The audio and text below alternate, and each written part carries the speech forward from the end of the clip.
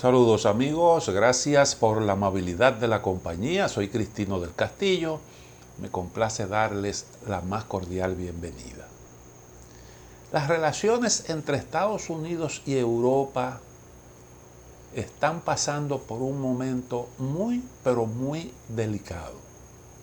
Son muchas las razones que motivan las tensiones entre estos aliados de antaño.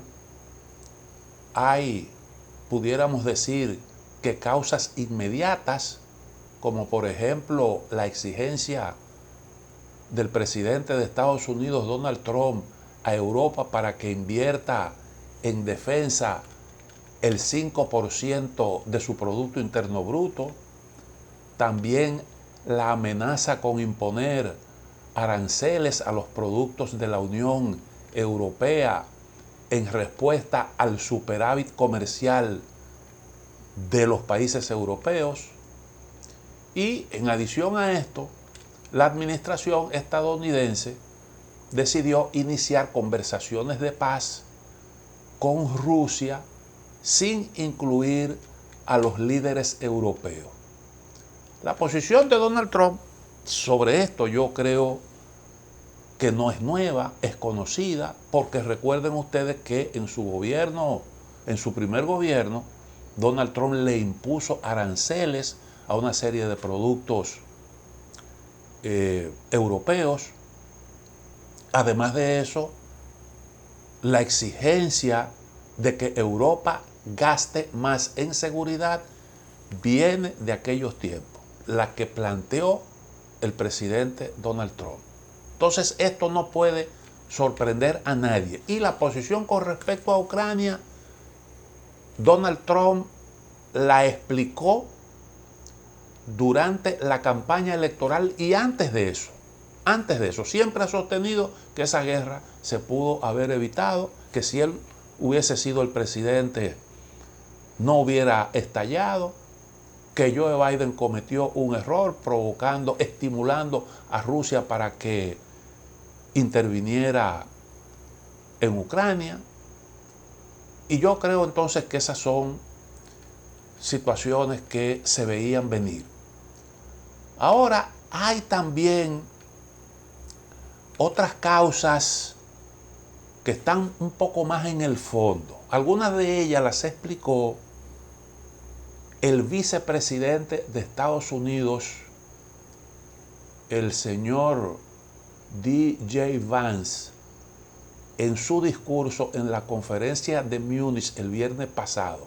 Esa conferencia sobre seguridad que duró 2 días. Él allí habló de una amenaza que con respecto a Europa es la que más le preocupa y que no tienen absolutamente nada que ver, según sus palabras, ni con Rusia ni con China. No es, dijo, ningún actor externo, sino más bien la amenaza desde dentro, lo que él denominó como el retroceso de Europa con respecto a algunos valores fundamentales, valores compartidos con los Estados Unidos de América. Y él se estaba refiriendo, entre otras cosas, a la anulación de las elecciones en Rumanía. Dijo que esa anulación se produjo en base a pruebas endebles, muy débiles. También hizo referencia a la situación que en Alemania ha tenido que confrontar el principal partido de oposición de ultraderecha, Alternativa por Alemania, que incluso en este país se ha llegado a contemplar la posibilidad de su ilegalización. Y bueno, hemos visto incluso a un Elon Musk públicamente respaldar a este partido y exhortar a la población alemana para que en las próximas elecciones que están pautadas para el 23 de este mes voten a favor de este partido político. Ahora, Vance dijo que la decisión del Supremo de Rumanía de anular las elecciones, pues esa decisión tuvo que ver con las enormes presiones, según sus palabras, de los vecinos continentales, y lanzó críticas duras, muy pero muy duras, cuando dijo que los líderes europeos simplemente no les gusta cuando aparece un punto de vista alternativo, un punto de vista diferente, o cuando la gente se inclina, quiere votar de forma diferente, o cuando alguien puede ganar las elecciones si no comparte los criterios, las ideas de los grupos denominados liberales que hoy tienen el control del poder en la mayoría de los países europeos. Y hay una crítica también importante que hizo Vance a disposiciones legales que tienen que ver con la regulación de los servicios digitales. Hay una ley que se aprobó en el año 2023 justamente sobre este tema, y que la promovió un comisario al que se refirió Vance sin mencionarlo, pero que todo el mundo entendió que era Thierry Breton, porque él fue el que impulsó esa ley que se aprobó en el año 2023 y que tenía que ver con el cuidado de los contenidos que se publican en las redes sociales. Recuerden ustedes que Donald Trump fue expulsado de las redes sociales justamente bajo el alegato de que él estaba difundiendo noticias falsas, sobre todo después que se produjo lo del 6 de enero, el asalto al Capitolio y todos los alegatos de Donald Trump. Bueno, pues Donald Trump tuvo que crear su propia red social, Truth. Y en base a esa disposición legal, también se le impusieron censuras a Donald Trump en Europa. Y de eso precisamente es de lo que se queja el trumpismo en Estados Unidos y lo que le está reclamando a los líderes europeos. Hay otro asunto que también ha generado mucha alarma en Europa, y es, como decía, la decisión de Estados Unidos de negociar con Rusia sin incluir o excluyendo a los líderes europeos. Sobre eso, el enviado especial del presidente Trump para Ucrania y Rusia, el general Kellogg, dijo que esa participación simplemente no ocurrirá. Cuando lo cuestionaron sobre eso, él dijo, eso no va a suceder. Y él explicó que una participación de múltiples actores en una conversación de este tipo simple y llanamente podía dificultar los acuerdos. Ahora, yo creo que hay una realidad detrás de todo esto, y es lo que he dicho en otros comentarios.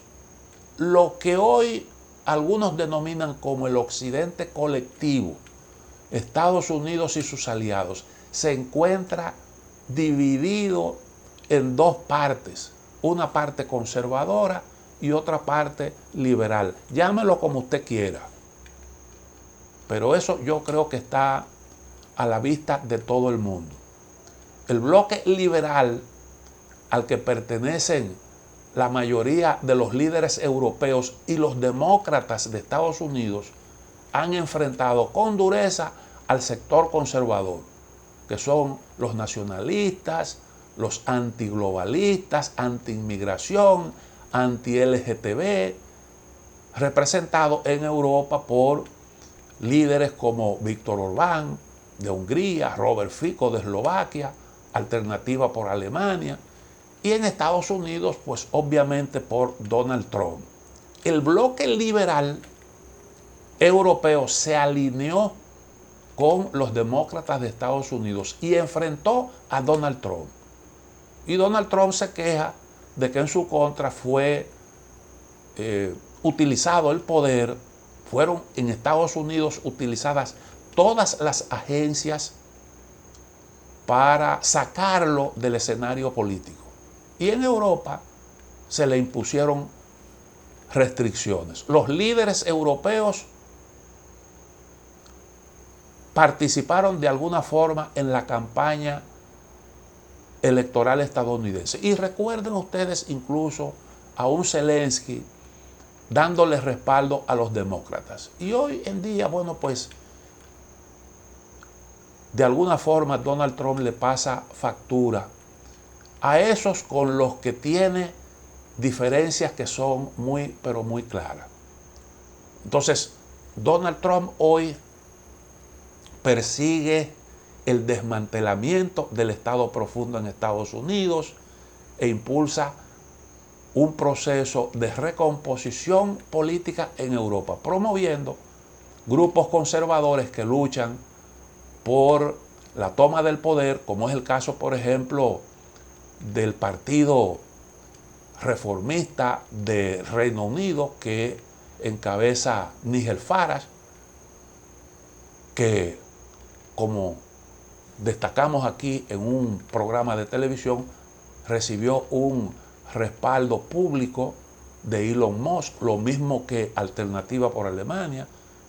Al actual primer ministro británico, Musk lo incluyó o lo señaló como responsable. Bueno, lanzó serias acusaciones en su contra que no voy a repetir en este programa.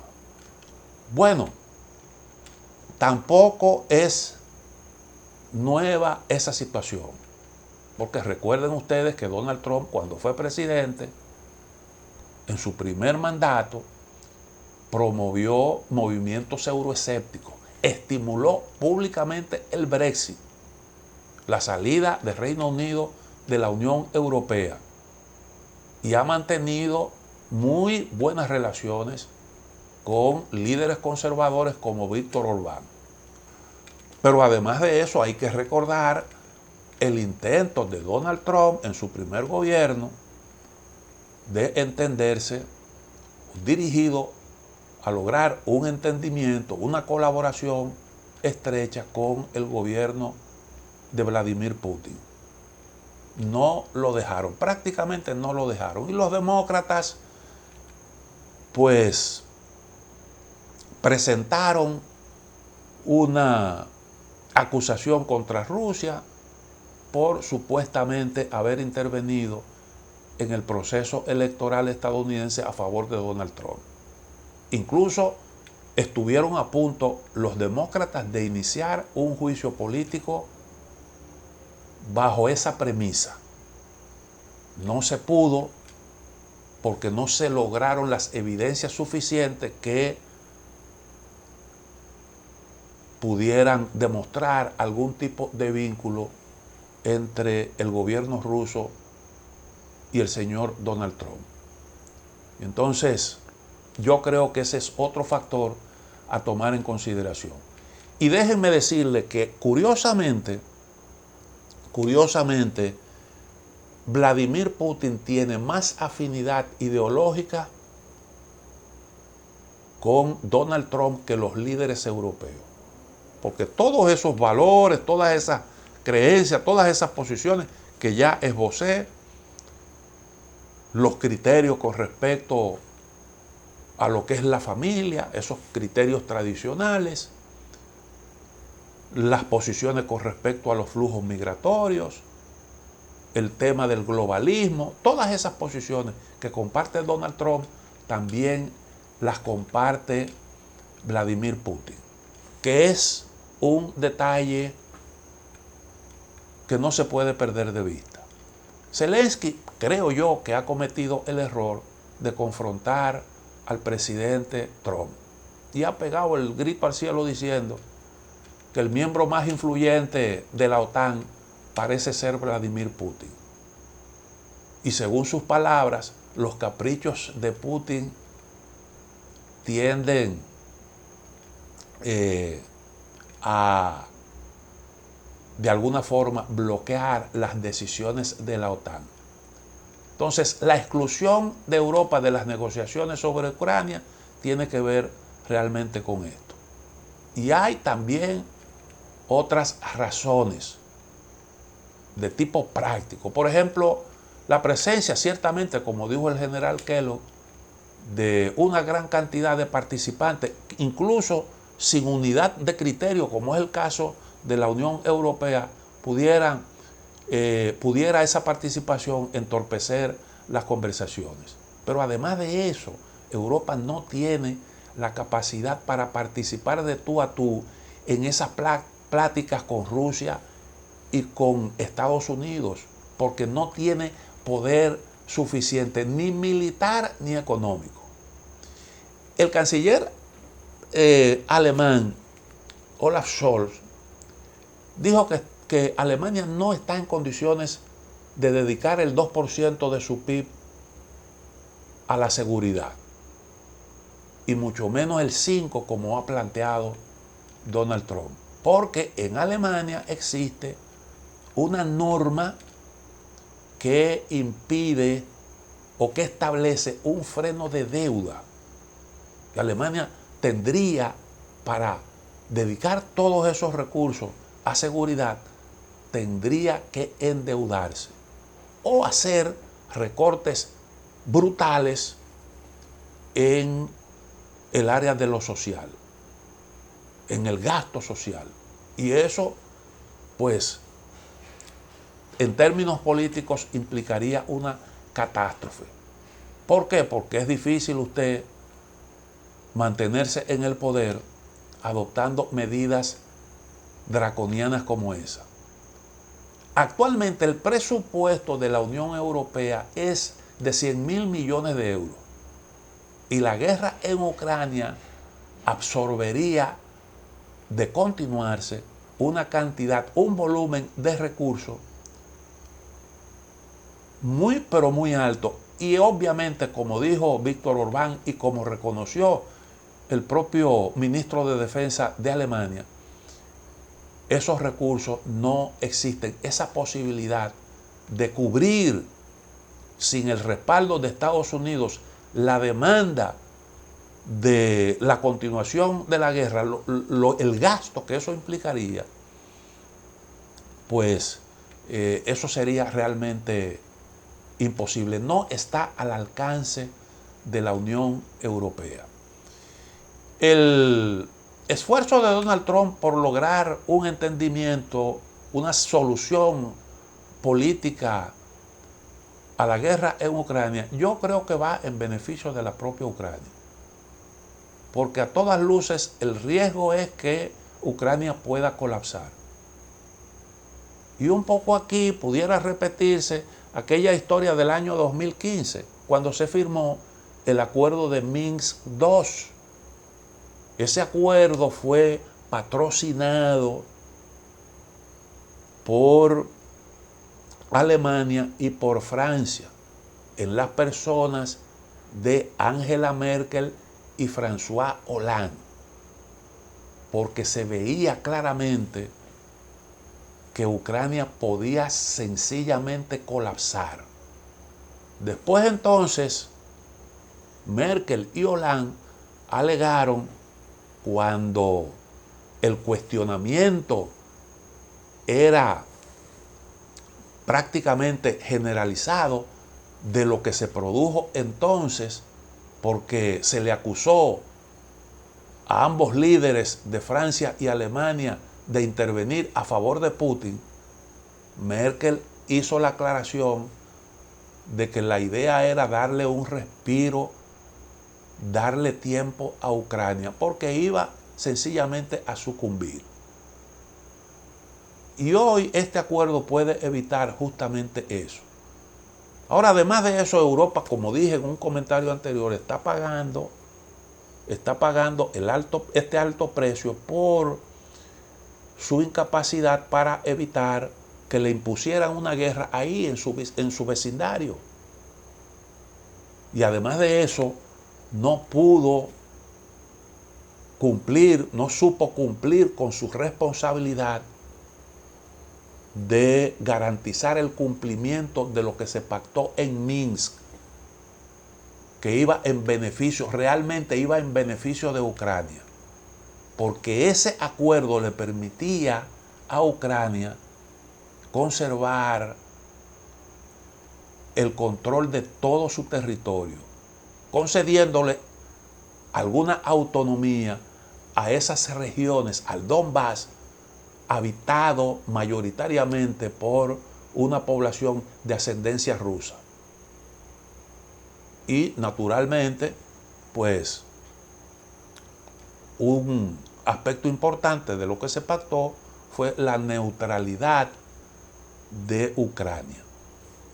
Los europeos que impulsaron ese acuerdo simplemente no supieron garantizar su implementación. Se dejaron imponer ese conflicto y como resultado de ese conflicto han perdido independencia. ¿Por qué? Bueno, porque tenían un margen de maniobra manteniendo cierta independencia de Estados Unidos,